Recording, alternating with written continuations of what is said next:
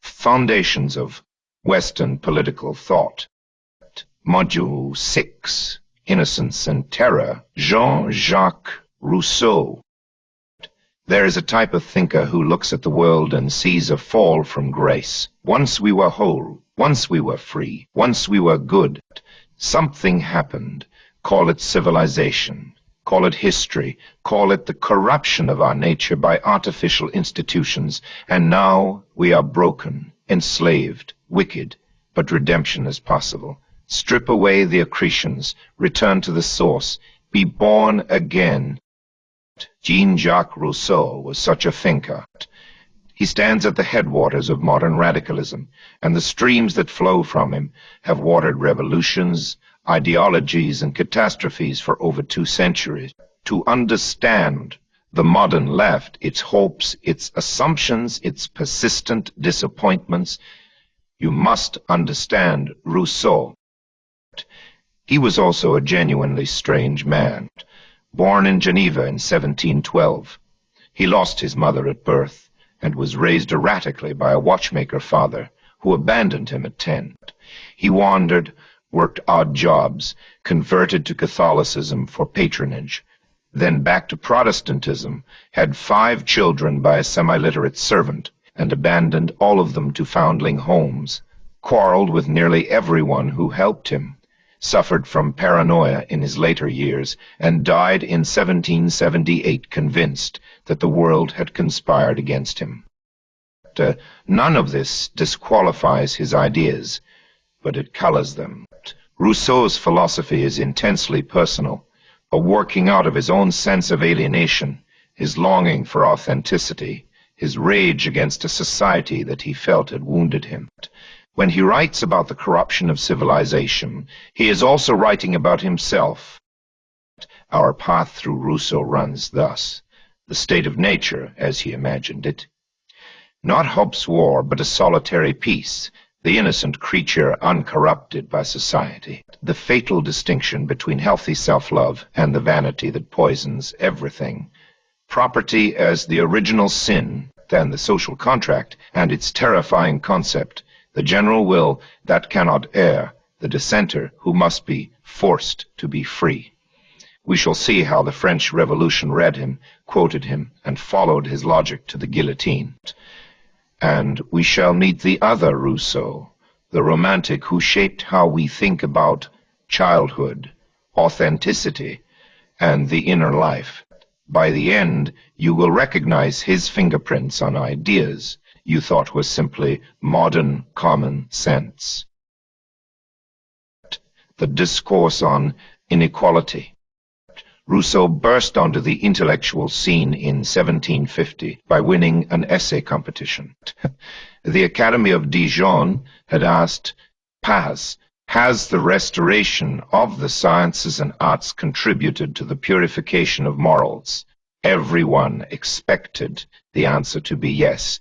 This was the Enlightenment, after all the age of progress. The arts and sciences, he argued, had corrupted rather than improved us. They fostered luxury, inequality, and vice. They created artificial needs and artificial distinctions. The simple virtue of earlier ages had been lost in the pursuit of sophistication. This was striking, but incomplete. 5 years later, in 1755, Rousseau published his Discourse on the Origin and Foundations of Inequality Among Men, the second discourse, as it is usually called. Here, the argument reaches full development. Rousseau asks us to imagine man in the state of nature. Not Hobbes's war of all against all, but something quite different. Natural man, as Rousseau conceives him, is solitary, peaceful, unreflective. He lives in the present, satisfies his simple needs, harms no one. He has no language, no society, no property, no morality, because he needs none. He is sufficient unto himself. This creature is not wicked. He is not at war with his fellows because he has no reason to be. Competition, vanity, the lust for domination, these arise only later with society. Natural man has what Rousseau calls amour de soi, a healthy self-love, the instinct for self-preservation that harms no one else. He does not yet have amour propre, the comparative self-love that needs to be esteemed above others, that measures itself against its neighbors, that breeds envy and contempt. The distinction is crucial.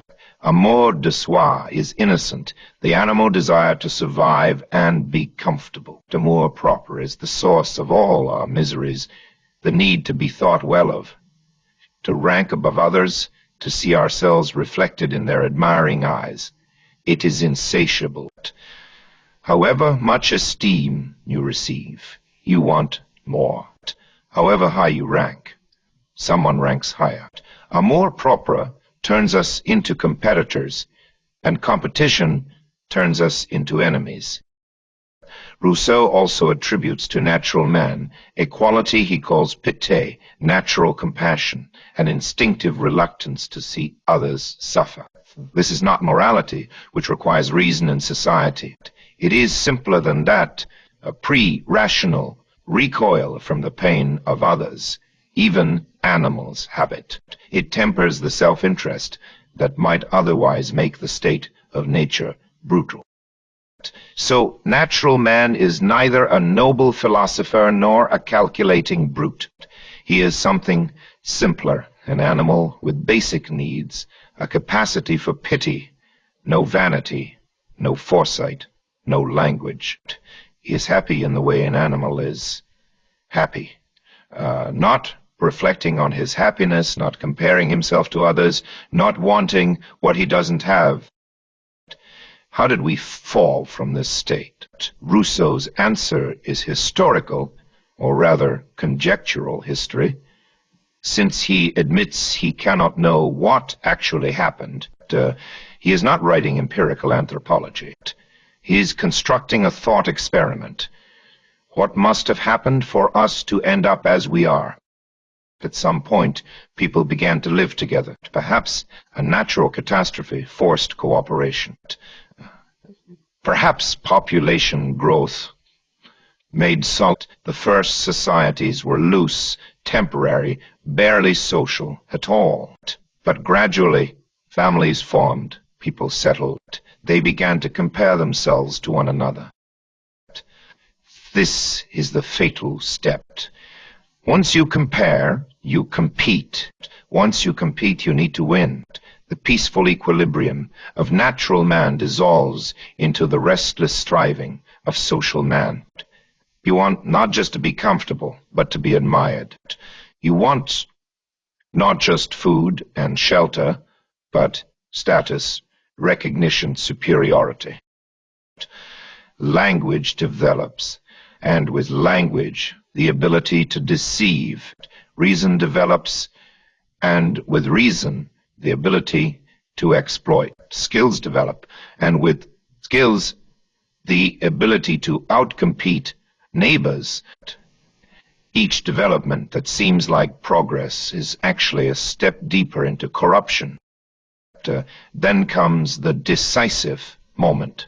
The first man who, having enclosed a piece of land, thought of saying, "This is mine," and found people simple enough to believe him, was the true founder of civil society. Property, the source of inequality, conflict, law, and government.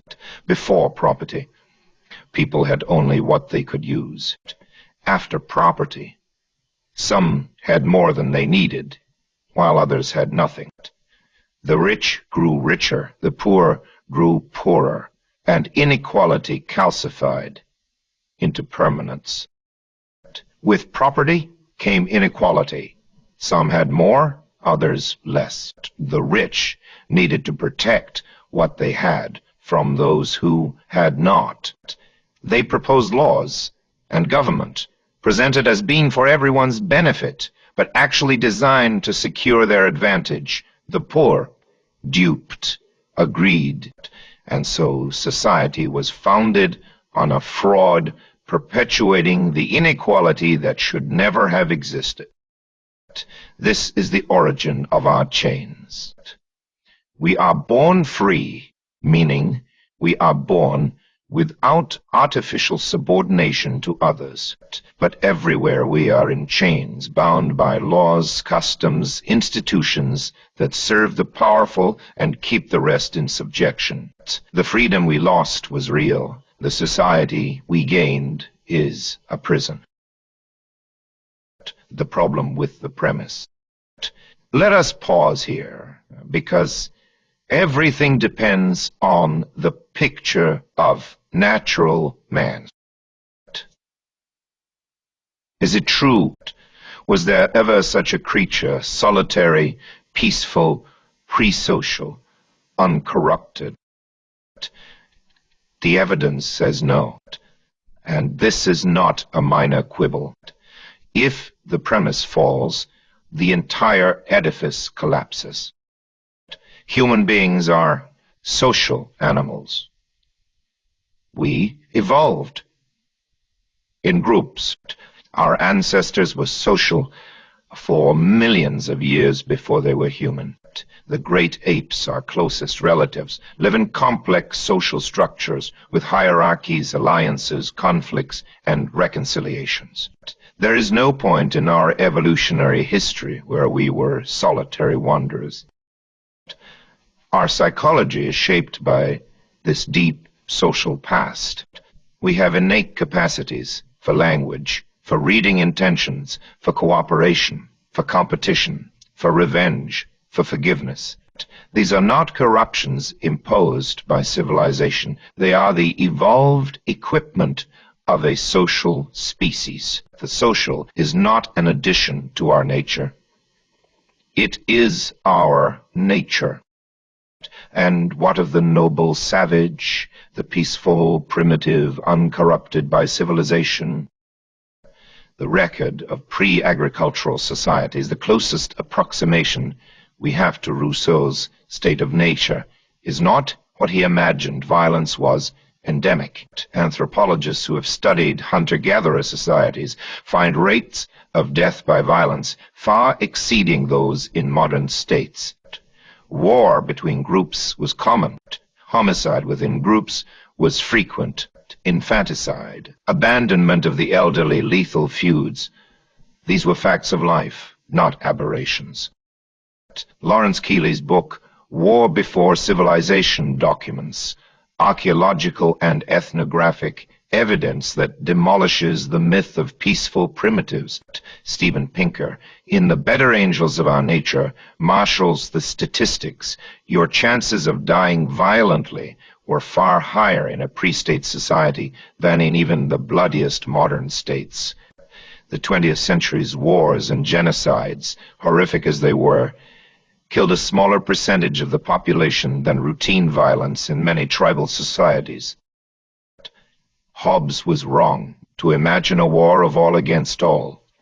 Pre-social individuals calculating advantage in isolation. Humans were never isolated, but he was right that life without stable institutions could be violent and short. The state of nature, insofar as it ever existed, was not Eden. Rousseau knew none of this.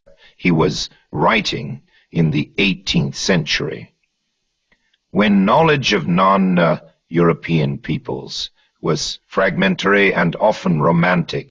The savages, he imagined, were literary constructs, not observed realities. He admitted as much. His state of nature was a thought experiment, not a historical claim. But thought experiments must be coherent, and his is not. If you posit a creature without language, reason, or foresight, you cannot explain how such creatures could ever develop language, reason, or foresight. The transition from animal to human requires capacities that the animal, by hypothesis, does not have. Rousseau's natural man is a philosophical fiction with no possible history. This matters because Rousseau's entire edifice rests on the premise of natural goodness. If man is naturally good, then evil must come from outside, from society, from institutions, from civilization. Reform the institutions, and goodness will reemerge. The logic is hopeful, even utopian. But if man is not naturally good, if violence, selfishness, and cruelty are as natural as cooperation and compassion, then the project changes entirely. Society is not the source of our problems. It is an imperfect solution to them. Institutions do not corrupt us. They restrain us. Tearing them down will not reveal hidden virtue. It will unleash hidden vice. Rousseau never seriously entertained this possibility. He could not. His whole vision depended on locating corruption outside the self. If the corruption is within, there is no escape, no revolution that will fix it, no return to nature that will cure it. You would have to accept that the human condition is tragic, that trade-offs are permanent, that utopia is impossible. That is not a message anyone wants to hear. Rousseau's message. You were good once, you can be good again. The fault is not in you, but in your institutions, is far more attractive. It flatters, it externalizes blame, it promises transformation. Manda, it's false. The social contract. Rousseau's most famous work, The Social Contract, was published in 1762. It opens with one of the most quoted sentences in political philosophy: man is born free, and everywhere he is in chains. Given what we have seen, the solution might seem obvious. Break the chains, return to nature, recover the lost freedom. But Rousseau does not say this. He knows there is no going back. The state of nature is lost forever. We cannot become solitary wanderers again. Instead, he asks, can the chains be made legitimate? Can society be reconstructed so that we are both bound and free, free because we bind ourselves? His answer is the social contract, but a very different contract from Locke's. For Locke, individuals with pre-existing rights agree to form a government to protect those rights. The contract is limited, the government is conditional, and individuals retain what they did not surrender. The structure is liberal, protecting a private sphere from public power. For Rousseau, the contract is total. Each person gives himself entirely to the community, the total alienation of each associate, together with all his rights, to the whole community. Nothing is held back. There is no private sphere protected from the collective. Why would anyone agree to this? Because Rousseau argues, in giving yourself to all, you give yourself to no one in particular.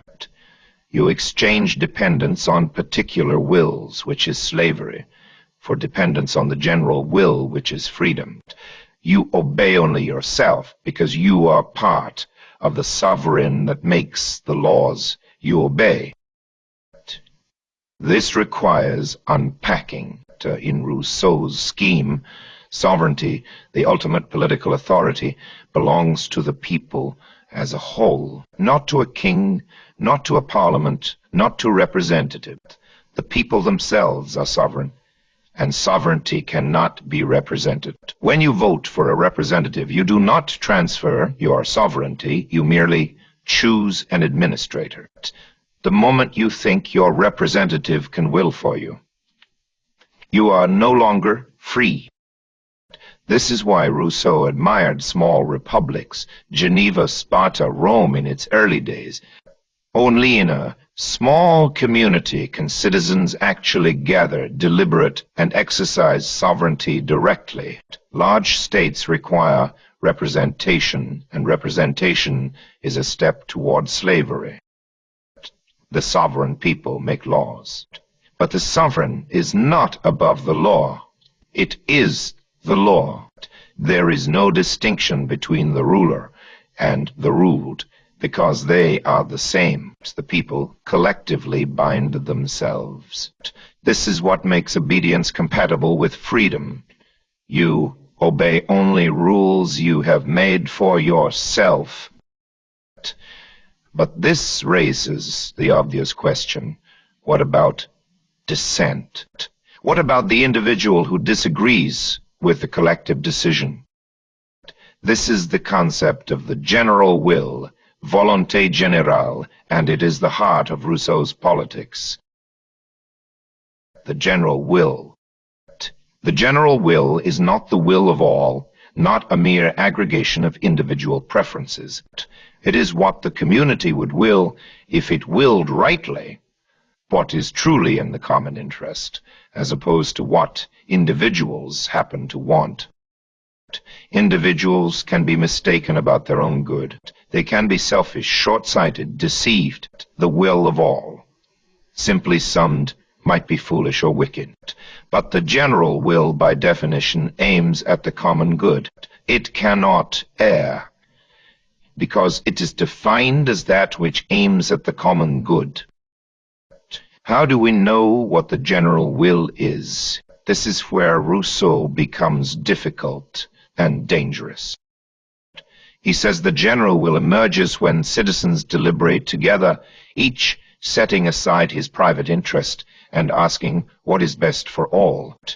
If the process is uncorrupted, if there are no factions, no parties, no rhetorical manipulation, the general will should emerge from the deliberation.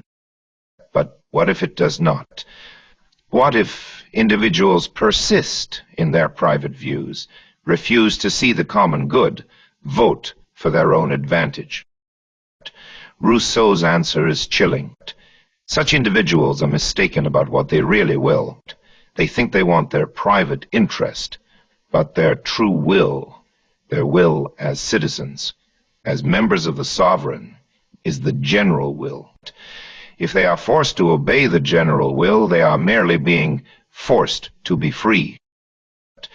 Read that again. Forced to be free. The phrase crystallizes everything dangerous in Rousseau. If freedom is redefined as obedience to the general will, and the general will is determined by someone other than the individual, then compulsion becomes liberation. The dissenter is not oppressed. He is rescued from his own errors. The guillotine falls for his own good.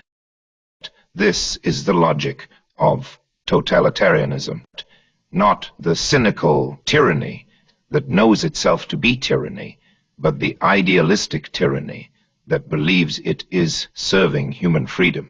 It knows what you really want better than you do. It acts for your true self against your mistaken self. It cannot tolerate dissent, because dissent is error, and error must be corrected. Rousseau did not intend this.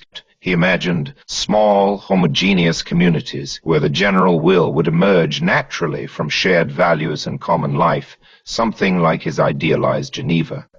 He did not imagine the terror, but the terror read him and found in his pages the justification it needed. The legislator and civil religion. Rousseau understood that his ideal republic required a particular kind of citizen, virtuous, public-spirited, uncorrupted by private interest. Such citizens do not appear spontaneously. They must be made. Enter the legislator, a almost mythical figure who shapes the people before the republic can function. The legislator does not rule. He forms. He gives the people their character, their customs, their sense of identity. Moses like Kyrgyz, Numa These are Rousseau's examples. Men who transformed peoples, who created the conditions for virtuous self-government. How does the legislator accomplish this? Not by argument alone. The people are not yet capable of understanding his wisdom. He must appeal to religion, to divine sanction, to myths that will bind the people together and incline them to virtue. This leads Rousseau to propose a civil religion, a set of beliefs that all citizens must profess. The dogmas are minimal: the existence of a powerful, benevolent God, the afterlife, the sanctity of the social contract, and the laws. Anyone who does not believe these things cannot be a good citizen. Anyone who, having professed them, acts as if he does not believe them should be put to death. Put to death for incorrect belief. From the Apostle of Freedom. The logic is consistent once you accept the premises. If the Republic depends on virtue, and virtue depends on belief, then incorrect belief threatens the Republic. The tolerant society cannot tolerate what would destroy it. Religious dissent is political treason. This is not liberal toleration. It is the demand for uniformity in the name of the common good. It is Locke turned inside out, where Locke separated church and state to protect both. Rousseau merges them to forge citizens. The private conscience is absorbed into the public religion. The influence. Rousseau died in 1778, 11 years before the French Revolution. But his ideas were everywhere in the revolutionary generation. The philosophers had read him, argued with him, been influenced by him, even when they disagreed. The young men who would become revolutionaries grew up on his books. The social contract was their Bible. His rhetoric shaped their imagination of what politics could be.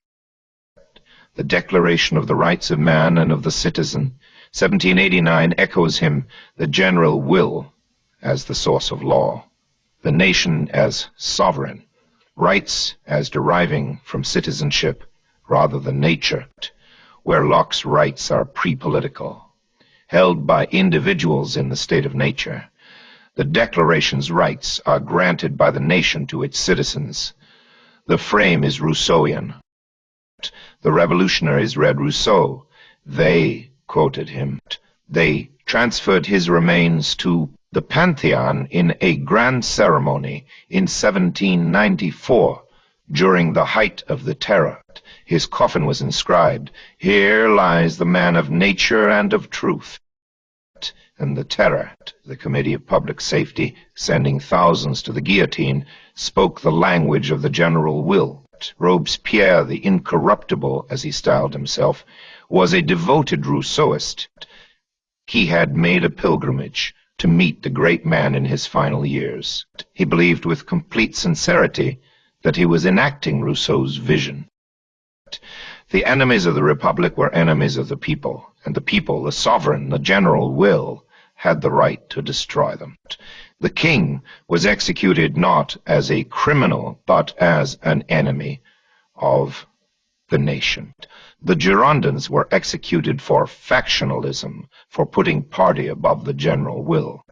The Hébétists were executed for atheism, for threatening the civil religion. The Dantonists were executed for moderation, for losing revolutionary virtue. Each faction, as it fell, was denounced in the same terms. They had betrayed the general will, they had put private interest above the common good, they had corrupted the Republic, and each time the blade fell to purify, to restore, to force men to be free. Between September 1793 and July 1794, some 17,000 people were officially executed. Many more died in prisons, in massacres, in the Civil War, in the Vendée. The revolution that began with the rights of man ended with the law of suspects, under which anyone could be arrested for insufficient revolutionary enthusiasm. It would be too simple to say Rousseau caused the terror. Many factors converged: war, economic crisis, factional struggle, the collapse of old certainties. But his ideas provided the vocabulary, the justification, the theory. When you believe it, the general will cannot err, that dissenters are mistaken about their own freedom, that the republic requires virtue, and virtue requires uniformity, then the logic of terror is available. The terror burned itself out. Robespierre followed his victims to the guillotine in July 1794. The revolution continued, lurching through the Directory to Napoleon to Restoration to revolution again. But the pattern was set. Every subsequent revolution would face the same temptation: to force men to be free, to purify the body politic, to build utopia on a foundation of corpses. And here is the deeper legacy, beyond the terror itself: instability. France, since 1789, has had 14 constitutions and 5 republics, 2 empires, 2 restorations, July monarchy, Vichy regime, revolution, counter-revolution, coup, defeat, occupation, collapse, reinvention. The cycle repeats. Compare Britain since 1689, the same basic constitutional order, evolving gradually, never overthrown. Compare America since 1787, one constitution, one civil war, continuous government. These countries reformed. They did not repeatedly tear up and start again. Why the difference? Burke would say, because France tried to build on abstract reason, on year one, on the premise that you could design a society from scratch, and the design kept failing, because human societies are not machines to be engineered, but organisms that grow. Each new French constitution claimed to finally embody the general will. Each fell to the next claimant who made the same claim. The instability is not an accident. It is the consequence of the founding premise. If existing institutions are mere corruption to be swept away, you will sweep them away. And then you will sweep away what replaces them, because it too will be corrupt. The revolution eats itself, not once, but perpetually. This is why Rousseau matters, not because he was a monster. He was a troubled, brilliant, inconsistent man who wanted human beings to be happy and free.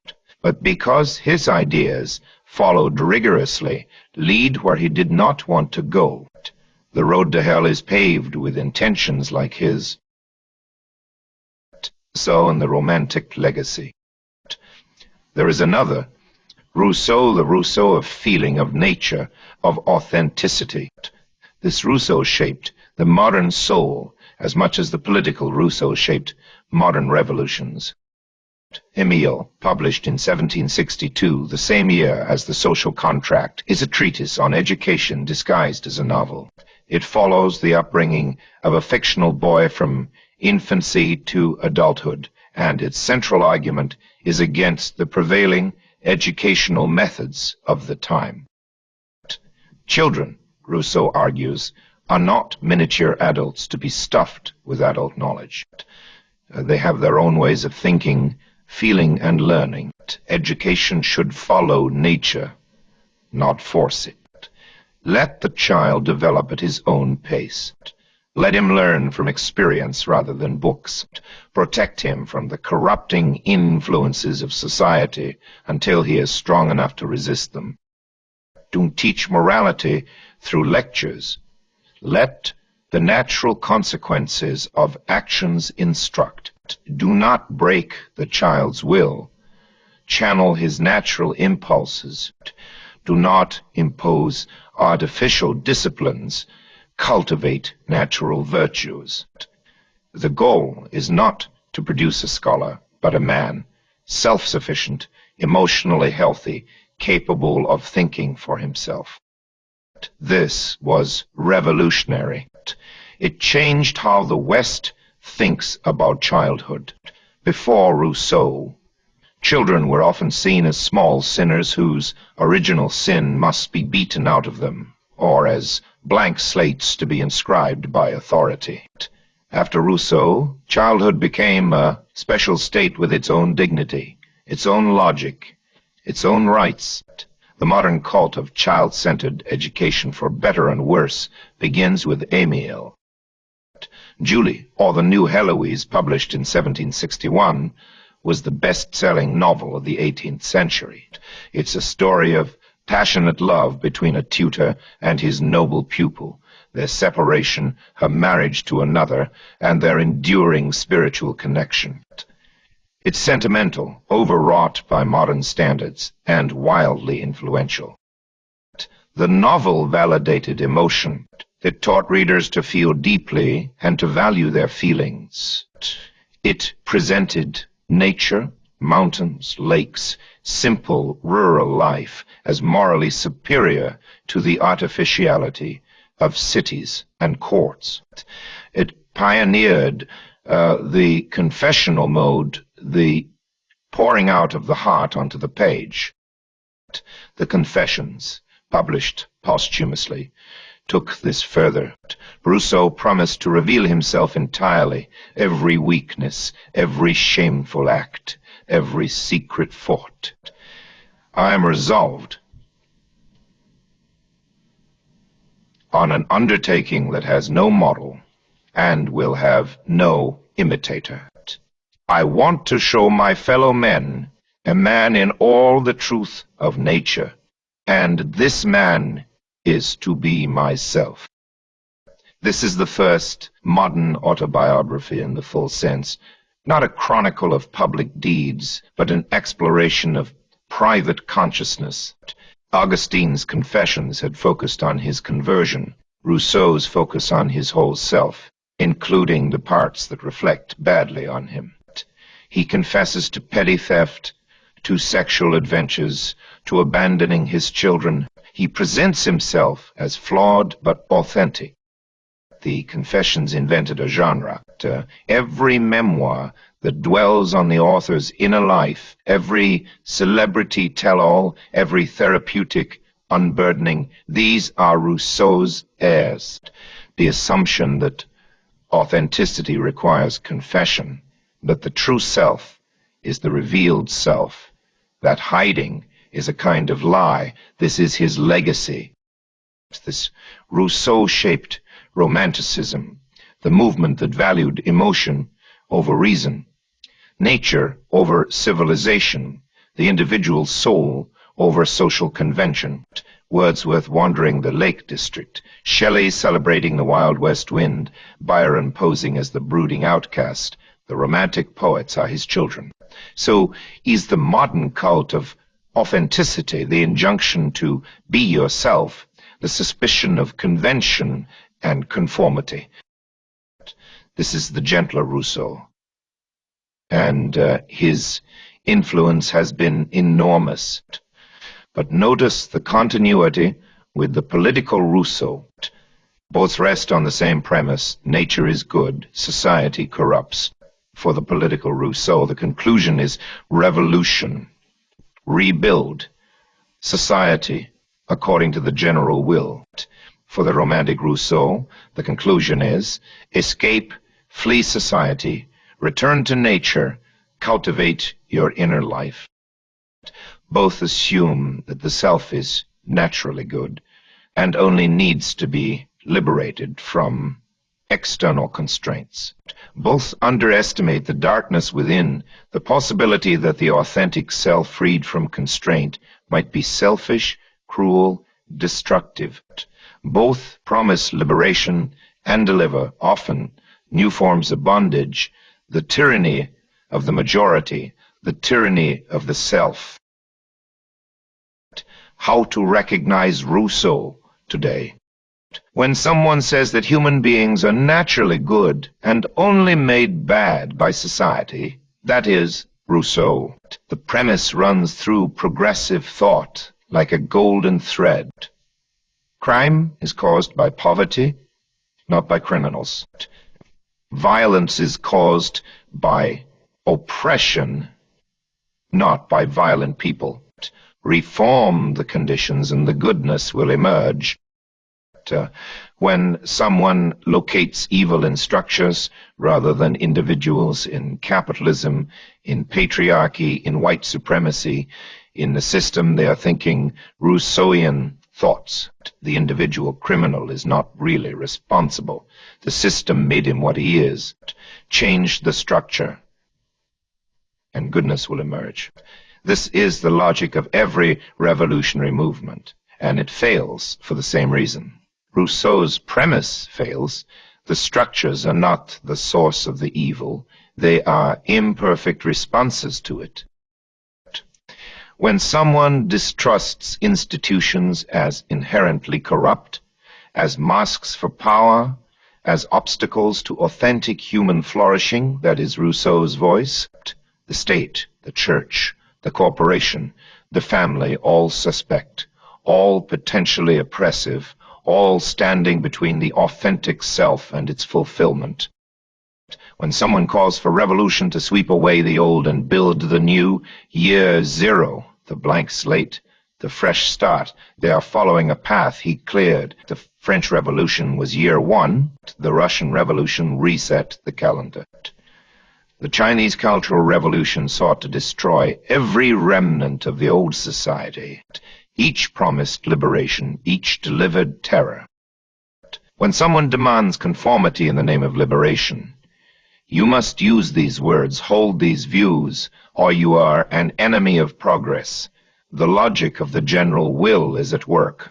The dissenter is not merely wrong. He is an obstacle to the common good. His freedom of thought is a betrayal of the collective. He must be corrected, re-educated, forced to be free. When someone insists that children should be allowed to develop naturally without discipline or structure, following their own inclinations, that is Rousseau's educational philosophy, filtered through progressive education. The results have been mixed at best. When someone says, be yourself, or follow your heart, or live your truth, that is the romantic Rousseau, the apostle of authenticity. The assumption is that the self is good and only needs to be expressed. The possibility that the self might be confused, selfish, or wicked. That authenticity might lead to destruction rather than fulfillment is not entertained. And when the revolution devours its children, when the liberators become the oppressors, when the promised utopia becomes a charnel house, Rousseau's ghost walks the ruins, bewildered that his beautiful ideas led here. The counter-tradition, Burke, whom we shall meet soon, says, this was predictable. The premise was wrong. Human beings are not naturally good. Society is not the source of evil. Tearing down institutions releases chaos, not virtue. Reform, not revolution. Humility, not utopia. What? That argument is still with us. Every political debate about human nature, about the source of social problems, about the possibility of transformation, Rousseau is on one side, his critics on the other. The debate cannot be resolved by argument alone, because it rests on different views of what human beings fundamentally are. But it can be informed by evidence, and the evidence I submit favors the critics. Pause and consider. Before we move on, let me leave you with a question. Rousseau said man is born free, but everywhere is in chains. The chains are society, convention, law, property, hierarchy, all the structures that constrain us But consider, are these chains or are they scaffolding? The child is born helpless, without care, without teaching, without the transmission of accumulated knowledge. It dies or remains an animal. Language, morality, skill, knowledge, these are not natural endowments, but social inheritances. We become human through society, not despite it.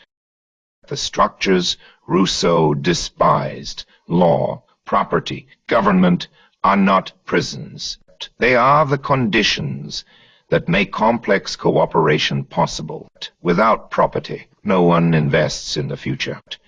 Without law, no one trusts agreements. Without government, no one is safe from predation. These structures are imperfect, often unjust, always in need of reform. But they are not the source of our problems. They are the framework within which our problems can be addressed.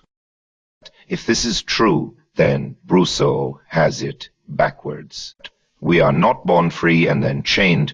We are born dependent and then, through the structures Rousseau despised, enabled to become free.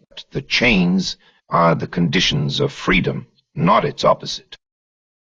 Consider language itself. Rousseau's natural man has no language, but without language there is no abstract thought, no planning, no communication of complex ideas, no culture, no science, no philosophy. Language is a social institution. We do not invent it, we inherit it, and language both constrains and ables. It gives us words we did not choose, grammar we did not create, concepts that shape our thinking. Is this a chain? Or is it the condition of thought itself? The same is true of morality. We do not invent our moral intuitions. We inherit them, modify them, pass them on. Some are universal, rooted in our evolved nature. Others are local products of particular histories, but none of us starts from scratch. We are born into a moral world, and that world shapes us before we can evaluate it. Is this oppression, or is it the condition of moral development itself? Rousseau wanted to start over, to find the pure human beneath the social accretions, to rebuild on solid foundations, but there is no pure human. There is no beneath. We are social all the way down, and the attempt to strip away the social is not liberation, but destruction. Which view is correct? The answer matters, because it determines whether the path forward is revolution or reform, tearing down or building up, returning to nature or perfecting civilization. Rousseau chose one path, the terror followed, Burke chose another. We live uneasily with the consequences of both. Next we turn to Burke and Montesquieu, thinkers who saw what Rousseau could not, who valued what he despised, and who warned where his ideas would lead. End of Module 6.